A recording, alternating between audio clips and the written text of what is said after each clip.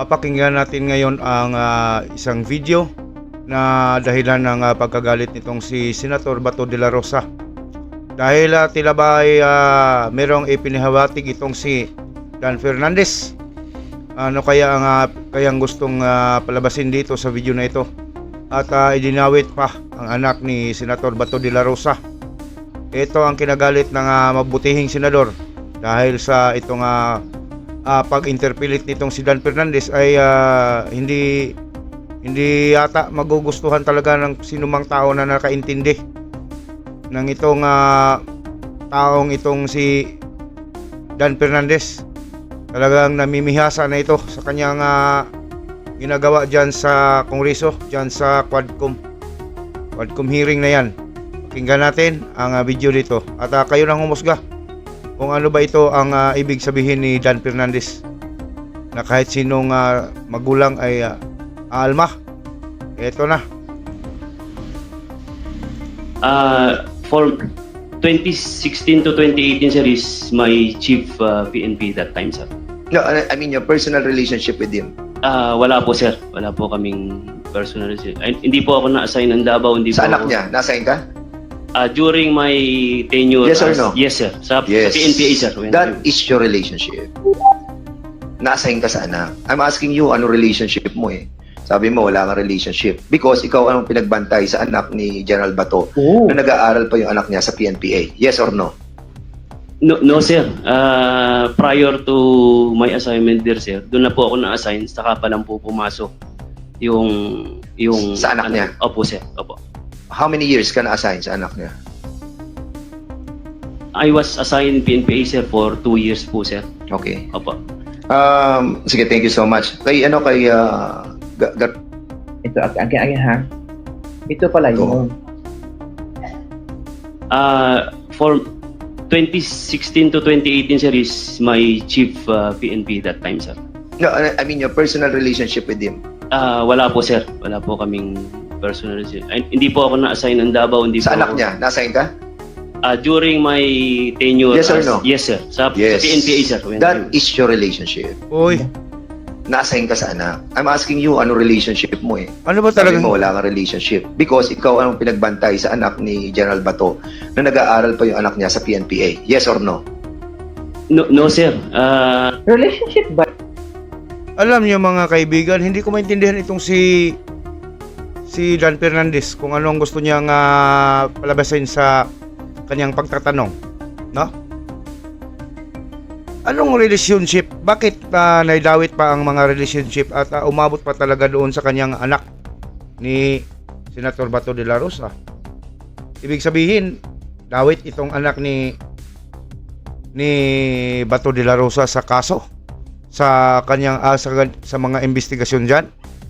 'Di ba dapat walang dapat na mabanggit na wala diyan sa hearing, 'di ba? Sa mga dating mga hearing na napanood natin sa ibang panahon sa mga dating hearing diyan sa Senado at sa Kamara, hindi ba may rules diyan na wag babanggitin yung mga wala sa hearing, yung wala sa imbitasyon, kasi hindi nila madidepensa ang kanilang mga sarili. At itong sinasabing relationship ni Dan Fernandez parang iba pa, parang nakakaibang pakinggan, no? Relationship. Parang gusto niyang i-imply na bakla itong anak ni Bato de la Rosa. Ha? Bakla ito?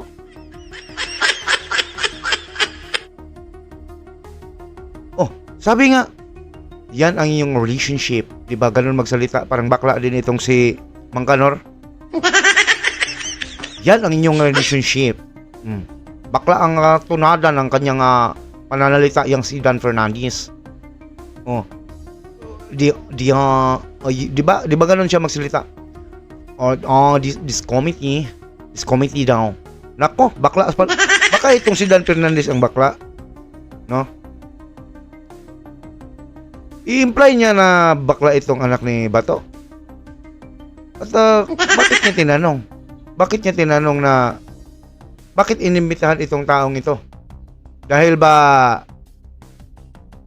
nakukuha nila sa kanilang mga intelligence na may bantay itong anak ni Bato de la Rosa sa panahon ng Duterte administration? At naisipan nilang imbitahan itong taong ito para may makuha silang mapahiya itong si Bato de la Rosa. Ha? O tingnan mo ngayon yung paggano ni Mang Kanor. Parang bakla. Ay nako. Para siyang bakla. Oh, Dan Fernandez, baka ikaw ang bakla. Ha? Oh, pag ganun. Oh. Nako. Bakla siguro itong si Dan Fernandez. Ginoo ko. Oh. Oh. Ikaw ngayon, Dan Fernandez, halatang halata talaga na nagsumusubra ka na sa iyong kapangyarihan dyan sa Senado. Porkit ba mayroon kayong immunity? Hindi kayo pwedeng kasuhan. Pero tandaan mo ito, Dan Fernandez, ha? Akala mo siguro magtatagal forever na kayo dyan. Lalong-lalo na yung amo mo. Yung sa Bisaya pag isaligani mo. Baka akala mo forever na yang si Tamba dyan. Talagang dyan na yan anong tawag yan? Dyan na talaga yan madudurog. Hanggang kamatayan na yung posisyon niya. Mataas na ang 10 years. Kayo na naman ang hahabulin sa pinagagawa ninyo.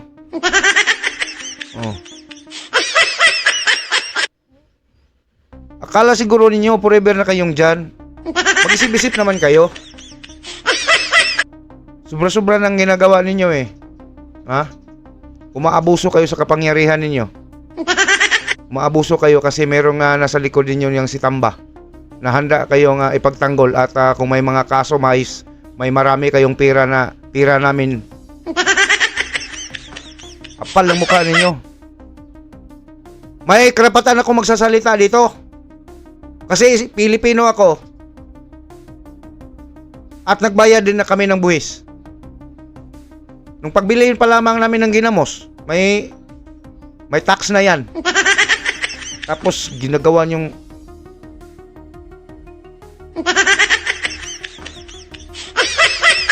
sino bang hindi magagalit dyan?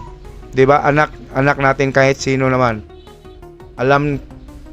Example sa akin. Talagang alam kong wala akong ginagawang masama at puro lang kabutihan ang dulot ng aking mga ginagawa as a PNP chief. Kung sa akin lang. Tapos ginaganyan ninyo. Tapos idinawit nyo pa ang pamilya ko. Ha? Okay lang sa akin kung ako lang, pero sa pamilya, pag nadadawit ang pamilya ko, nako, sisip-sipin ko yung sipon ninyo.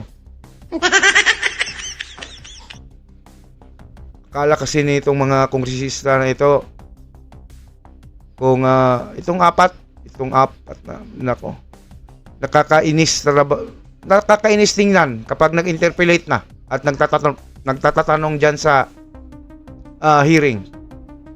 Akala mo kung sino. Wala nang respeto sa mga nasa inimbita nila. Dawi sila magtanong. Nako, walang bahid na respeto.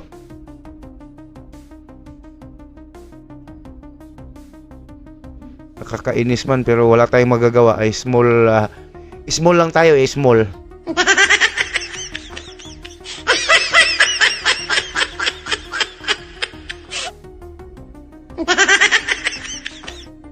Sige, mayroon pa tayong iba. Sige. Andito. Yung kay Senator Bato na nagalit na siya talaga. Oo. Okay. Ano ba to? Ano ba? Ting ligiring. Ting ligiring. Okay, palakihin lang natin. Wait lang tayo. Kay hindi man ako talaga marunong ng computer, pero sikapin ko nga maipabot ang mga impormasyon na dapat nating malaman sa ating politika na may pakialam tayo dahil tayo naman ay isang Pilipino at mga Pilipino at tayo ay nagbabayad ng buwis. Ito. Tingnan natin ang galit nitong si Senator Bato de la I am Rosa. also offering myself as a resource person. Hindi ako nandun as a member of the panel lang. They can ask me, they can interrogate me, they can interpellate me anytime they want. Haharapin ni Senador Ronald Bato de la Rosa ang mga katanungan na maaaring idirekta sa kanya ng mga kapwa mambabatas sa isasagawang pagdinig ng Senado sa War on Drugs campaign sa susunod na linggo. Sinabi ni Senador de la Rosa na hindi sasama ang loob niya kung tatanungin siya ng mga kasamahan niya sa mataas na kapulungan ng Kongreso. No. I won't feel offended. Because kaya nga tayo nagpasalamat na magkakaroon ng parallel committee hearing para to ferret out the truth. I will not be offended. I'm sure bakit ako ma-offend. Dapat lang itanong sa akin yan para makabigyan ko ng clarification. Tama. Dapat itanong lahat at nako, baka naman sasabihin ni Abante dyan sa hearing na aatinan nitong si Bato. You're liar! You're lying! Nako! Mababastos na talaga. Dapat may respeto kahit na pero hindi ko nakita yon sa mga kongresistang ito. Tingnan mo nga yung kang BP Sara, yung karakas ni Abante nung nag-interpellate na siya kay BP Sara. Tingnan natin kung anong mangyayari sa Lunes. Tingnan natin kung irerespeto ba itong si Bato de la Rosa na kanilang kasamahan bilang legislator at mambabatas.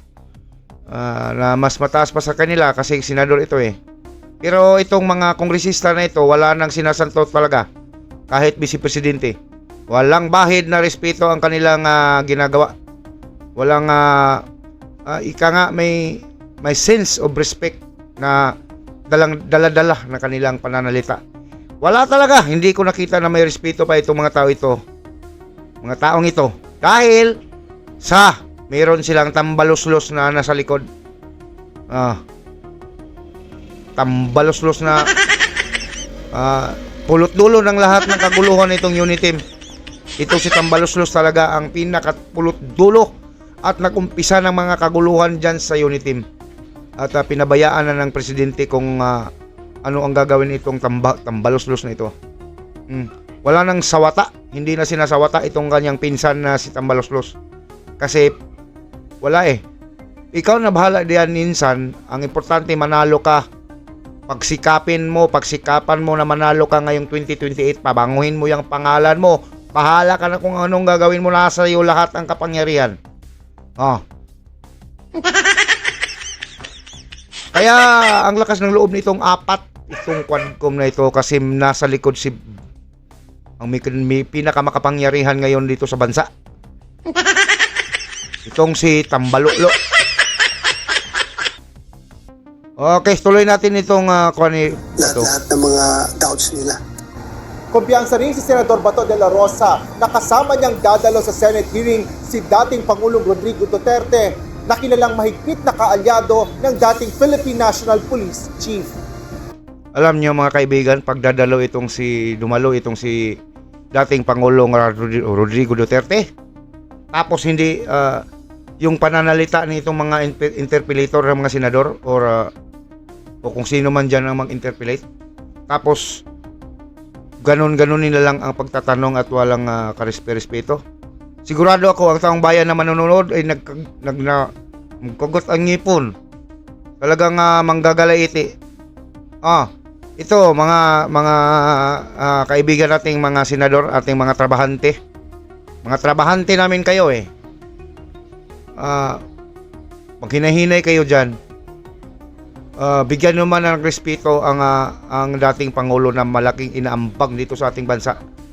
Na kayo dati naman ay kanyang tagapalakpak dati, di ba? Tapos ngayon kayo na ang taga-usig. Kayo na ang naghahabol ngayon sa kanya. Dahil dati napaka-behave ninyo kasi bakal ang kamay ng Duterte eh. Tapos ngayon, masaya na kayo kasi wala nang bakal. Kaya nyo nang gawin ang pera-pera, di ba? Wag na nating tipsingin, walang tipsing dito. Di ba? Kahit na nga itong mga oligarch ngayon gumagasto para hindi makabalik ang mga Duterte kasi hindi na sila happy pag Duterte na naman. Tuloy. Pisikal rin anyang dadalo ang dating Pangulo at hindi sa pamamagitan ng video of virtual presence. Tinanong ko lang siya kung he's willing to attend the Senate hearing. Sabi niya, attend ako. Ang ikikinatakot ko lang dito, no, pag umatin itong si Duterte, baka mawala ng kredibilidad. Baka mawala ng kredibilidad ang ating presidente. Basta na lang ganunin na lang doon. Sigaw-sigawan. Nako! Sigaw-sigawan lang yan doon. Lalong-lalo na itong si Risa Ontiveros, kung magtanong walang patumpik-tumpik. Yan ang kinatakot ko. Baka magalit talaga kung baka high blood ako. Manood dyan. Baka tataas ang aking dugo. Maghinay-hinay naman kayo kung dadalo itong ating dating presidente. Basigabaan na ibaya mo.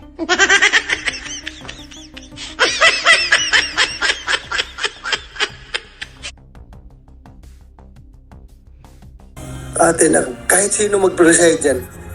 Ngunit sa text message ni Senador Aquilino Coco Pimentel III, Nako, isa pa ito.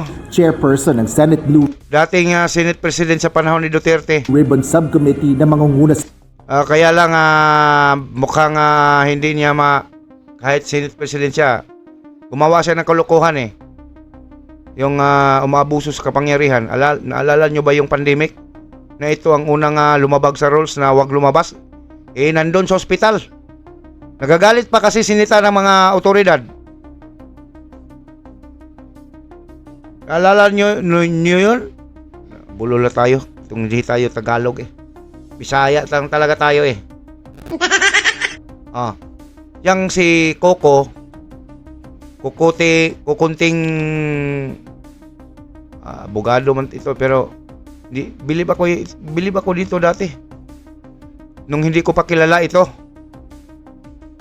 Nung nakilala ko na, nako, wag na lang. sa pagdinig, may pag-aalinlangan na anyas. Bumabaliktad na itong si Coco dahil ang asawa niya ay ina-appoint nitong administrasyon ngayon na maging ambasador. Sa pagdalo ni dating Pangulong Duterte at maiging maghintay na lang sa araw mismo ng pagdinig. Samantala, sinabi ni Senador De La Rosa na na-high blood siya sa pahayag ni Laguna Representative Dan Fernandez. Ito ay matapos anyang idawit ng congressman ang kanyang anak sa mga usapin ng pagdinig ng House Quadruple Committee o Quadcom. Given the chance lang, pag makita kami personally, I will talk to him. Pag makita kami personally, I will talk to him. Suntukin mo. Sobra na yung ginagawa mo. That's too personal. May anak ka rin. At masasaktan ka rin kapag ang anak mo dinama. You can hit me anywhere, anytime, any place, any issue. You can hit me. But please spare my son. Spare my family. Nilinaw naman ni Congressman Fernandez ang sinabi ni Si Mang Kanor, Ginoo ko.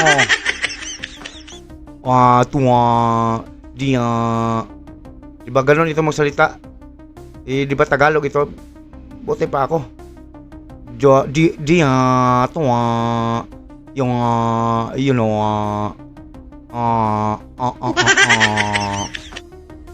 At saka, you're feeling sorry yung. Yeah. Ew. ito na taliwas anya sa pagkakaunawa ni Senador De La Rosa. Wala po akong sinabing babysitter. Wala nga po akong babysitter. Diba? Diba? Para siyang, wala akong sinasabing babysitter. Yak, ew. Yung mga pulis na nagbe-babysit sa kanyang anak. Siya nagsabi niyan. And Ilang I don't want to demean the position of those Dunga PNP officers that are being assigned, No. to a certain personality. Wala ako sinasabi nagbe-babysit. And coming from an official like him, Like him. na sabihin niya hindi binibabysit yung kanyang anak, is somehow demeaning to the men in uniform.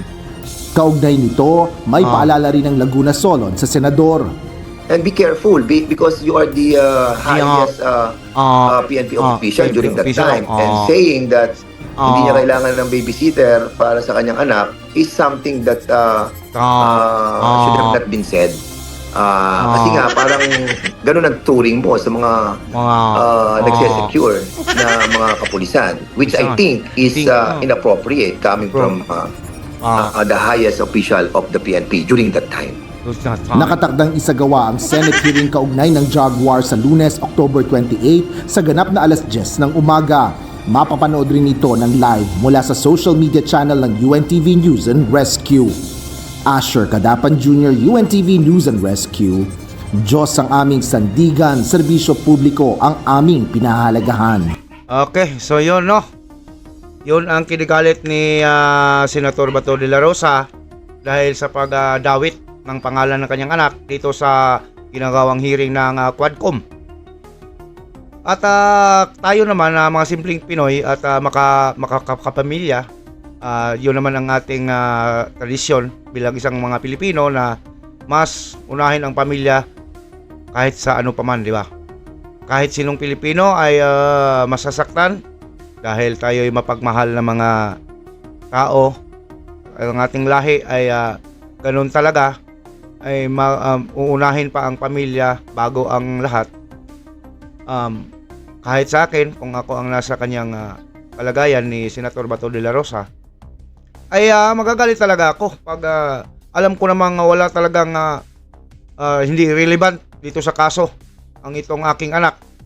At nag-aaral pa naman noong panahon na yon, at hindi naman siguro masama na ako ang PNP chief at ay pababantayan ko itong aking anak dahil isa din akong kung baga meron na parang gagaya ng presidente na may ang mga apo ay may nakabantay din ng mga PSG, at ganoon din ang sa PNP chief, di ba? Kailangan may magbantay sa kanilang mga pamilya dahil napakadelikado ng mga panahon na yon dahil sa kanilang ginagawang drug on wars naman, war on drug, at mas masigasig pa ang kanilang paglaban sa mga NPA noong panahon na yon. Kaya nararapat lang na bantayan ang pamilya nila ng isang pulis na para naman hindi maalanganin ang mga buhay nito, di ba? So yun lang mga kabirada, at kung hindi pa kayo nakapag-subscribe, please paki-subscribe naman. Tapos mag-comment ka kung may masasabi ka dito sa aking mga pinagsasabi, at pag-usapan natin sa comment section, at paki-like na lang and share. At kung gusto mo pang nagugustuhan mo ako, itong aking kakulitan, ay paki-hit ng notification bell at para makakita ka pa ng aking mga gagawing video, dahil sa aking palagay ay hindi na ako titigil sa paggawa nito. Maraming salamat. Naway tayo pagpalain ng ating Panginoon. Magandang araw sa lahat.